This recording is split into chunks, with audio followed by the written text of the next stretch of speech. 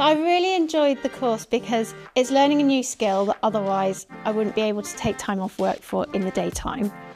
So that it's in the evening, it's fabulous. You get to meet new people, you get to learn new skills, and you get to put back all that maths you learned in school all those years ago actually into action.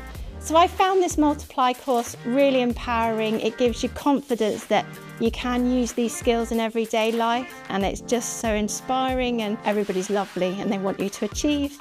This course has been fundamental in terms of my personal learning development. I'm able to use my sort of skills that I've learnt over the years of myself, but actually putting them to practical use here and actually using them at home. The fact that I'm renovating a farmhouse means that I now have the confidence and the skills, not to do advanced plumbing, but basic plumbing. Not only it will give me the confidence to do it, it'll be a sense of pride, and ultimately it'll save me a lot of money. Dwi'n meddwl bod nhw I gyd wedi mwynhau y cyfle I gael gwella a datblygu I sgiliau rhifedd drwy fod yn gwneud beth ymarferol.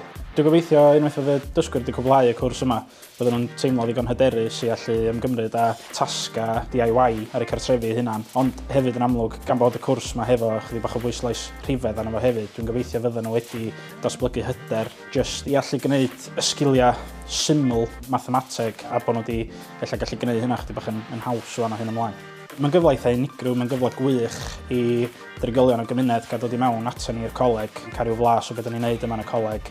Mae o gwrs hollol unigryw yn y ffordd bod nhw'n gallu datblygu sgiliau rhifedd ac datblygu sgiliau ymarferol mewn pwnc a dysgu mewn ffordd sydd chydig bach yn wahanol, felly dwi'n meddwl bod yn gyfle arbennig iddyn nhw.